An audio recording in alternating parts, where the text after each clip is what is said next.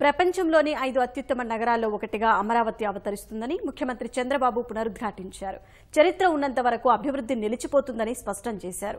రాజధాని నిర్మాణానికి సొంత భూమి లేని సంక్షోభ స్థితిలో పాలన మొదలుపెట్టామన్న ఆయన ₹1 కూడా ఇవ్వకుండా రైతుల నుంచి 33,000 ఎకరాలు సేకరించగలిగామని గుర్తు చేశారు.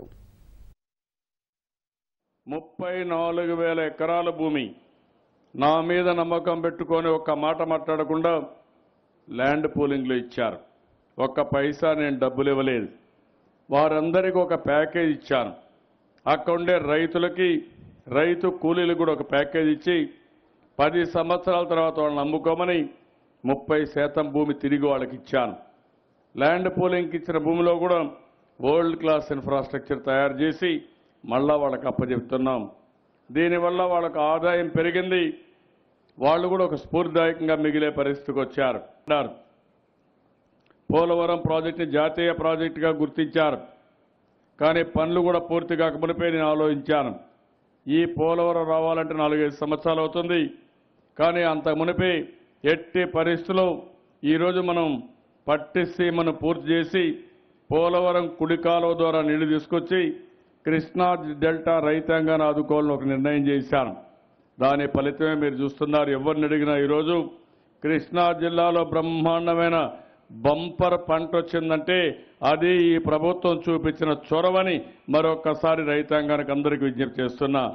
మీరు ఈ గ్రామంలో పుట్టారు, ఈ గ్రామంలో పెరిగారు, ఈ గ్రామంలో ఉండే వస్తువుల్ని మీరు తీసుకుని మీ భవిష్యత్తుని మీరు తీర్చిదిద్దుకున్నారు.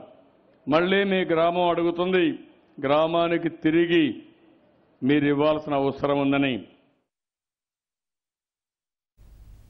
ఆకర్షణీయ గ్రామంగా తీర్చిదిద్దిన కృష్ణా జిల్లా కొమరవూరులో అభివృద్ధి కార్యక్రమాలను ముఖ్యమంత్రి చంద్రబాబు ప్రారంభించారు. ఆయన సతీమణి నారా భువనేశ్వరి దత్తత గ్రామంలో సీసీ రోడ్లు, భూగర్భ డ్రైనేజీ వ్యవస్థను ప్రారంభించారు. పంచాయతీ కార్యాలయం, ఎన్టీఆర్ గృహ సముదాయాన్ని ప్రారంభించిన అనంతరం పైలాన్ ఆవిష్కరించారు. 15 లక్షలతో నిర్మించిన మహిళా సాధికార భవనాన్ని ముఖ్యమంత్రి ఆరంభించారు.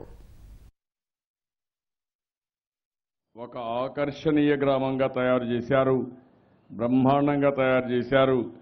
ఈ గ్రామాన్ని బ్రహ్మాండంగా తయారు చేసినటువంటి గ్రామస్తుల్ని భువనేశ్వర్ గారిని కూడా మనస్ఫూర్తిగా అభినందిస్తున్నాను. ప్రతి ఒక్కరిది ఒక స్ఫూర్తిగా తీసుకోవాల్సిన అవసరం ఉంది. 3.7 కిలోమీటర్లు జీఎస్బీ రోడ్డు 45 లక్షలతో పూర్తి చేసుకున్నారు. ఊర్లో సిమెంట్ రోడ్లన్నీ 4.8 కిలోమీటర్లు ₹2,08,00,000 పెట్టి ఇది కూడా పూర్తి చేశారు. 7,964 మీటర్లు పీడబ్ల్యూ స్కీమ్, ఇది 7,964 లీటర్ల స్కీమ్, ఇది 70 లక్షలతో పూర్తి చేశారు. ఇంకో పక్కన ఇండ్లు చూశాను, చాలా బాగా కట్టారు. ఇంత మునుపు కట్టిన ఇండ్లు గృహప్రవేశానికి కూడా ఇంట్రెస్ట్ లేని ఇండ్ల నుంచి బ్రహ్మాండమైన ఇండ్లు కట్టారు. దగ్గర 220-230 ఇండ్లు ఒకే కాలనీ రావడం, ఒక సుందరమైన కాలనీ ఈ ఊర్లో తయారవుతుంది.